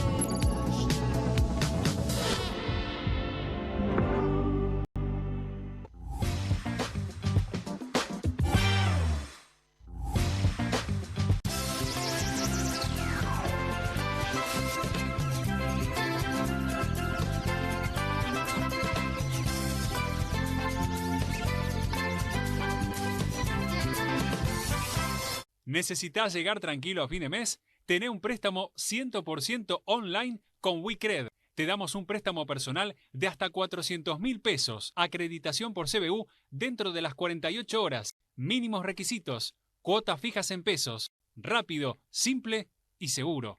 Ingresá ahora en wecred.com.ar. Nuestra lealtad es con las ideas. Nuestro compromiso es con la gente. Votá liberalismo, votá UCD. Lista 20 Unión del Centro Democrático de Diputados Nacionales. Ciudad Autónoma de Buenos Aires. Portas Dalmau, Marcelo Eduardo. Barrera Echavarría María. Por un salario mínimo de 2 millones. Manuela Castañeira al Congreso. En octubre, danos tu voto. La izquierda en la ciudad. Keverlin D'Ambrosio. Senadores por Cava. Lista 350. Che, vendete una cosa de loco. Bien, acá estamos, Turco. Nos juntaron. Acá estamos. Qué alegría estar Dame un abrazo, dame un abrazo. Qué lindo Vamos verte. a salir por este programa que es maravilloso. Esto es Cata TV Streaming y aparte nos fusionamos con Bravo TV. Qué fusión, qué alucinante. Cuando el talento se une para llevar entretenimiento. Gracias por el talento. Sí, no hablaba de nosotros. Vamos de lunes a viernes de 16 a 17. De lunes a viernes, de 16 a 17 en... ¿Cómo se llama? Esto es Cata TV Streaming, Bravo TV y esto es Una Cosa de Locos. Una Cosa de Locos. Qué bueno. Programón. Por Cata lo vas a ver, por Cata lo vas a disfrutar. Che, prendete una cosa de loco. Bienvenido a todo Latinoamérica. Caras TV llegó a DirecTV, el canal de las celebridades. Entretenimiento exclusivo las 24 horas del día. Más Caras, con la conducción de Héctor Maugeri. Red Carpet, Caras News, Caras Realeza, Caras Fashion, Caras TV. Llegó a DirecTV. Contenidos exclusivos para toda Latinoamérica.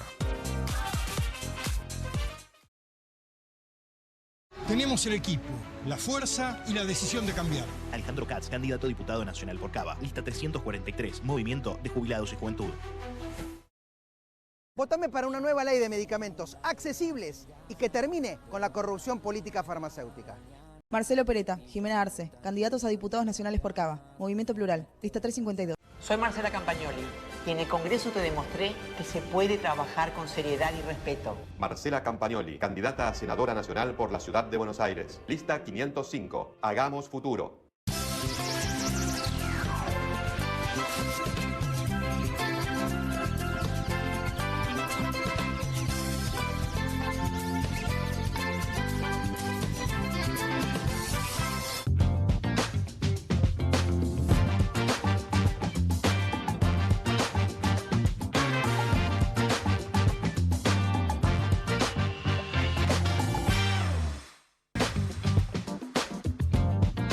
Últimos 9 minutos de programa de QR y el presidente de la Nación, Javier Milei, conversó en Radio Mitre, si no me equivoco, con Gabriel Anelo. Tiene muy buen vínculo, amigos, y habló sobre, otra vez, el tema expert. A ver, ¿qué decía? ¿Lo puedo poner de otra manera? Lo que usted quiera. Si yo creyera que alguno está sucio, ya lo hubiera echado. Ok. Y yo he dado clara muestra de que no tengo problema de echar a quien sea. Pero yo no me voy a dejar psicopatear, ni voy a aceptar de darles el crédito de ensuciar a gente honesta porque ellos montan una operación. ¿Le pidió explicaciones a Esper o no? ¿O no hizo falta? Yo no necesito ninguna explicación, mire lo que le digo. O sea, esto es un refrito de una operación del año 2019. Y sin embargo, digamos, Esper, pudo ser tranquilamente candidato en el 2019, fue candidato y elegido diputado nacional en el 2021, fue parte del armado de Larreta en el 2023. ¿Qué quiere que le diga? Claro. O sea, está claro que es una operación. Entonces, ¿sabe lo que pasa? Que están nerviosos, están desesperados. Entonces, ¿qué hacen? Recurren a operaciones para ensuciar. ¿Usted habló con él con las últimas horas, con Esper? ¿Con el profe? ¿Cómo le dice usted? Mire, la verdad es que, yo tengo claro que esto es una operación. O sea, ¿qué voy a agarrar? Y le voy a... estuvo laburando con la Comisión de Presupuesto, o sea, no tengo por qué estar, o sea, ¿qué voy a hablar? Si yo sé, cómo funciona esto.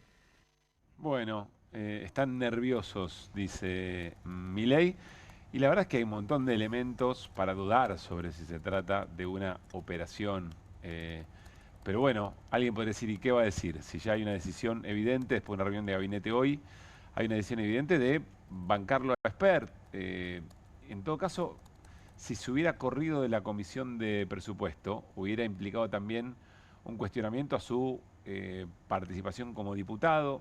De ahí a poder sostenerlo como candidato iba a ser muy, pero muy complejo.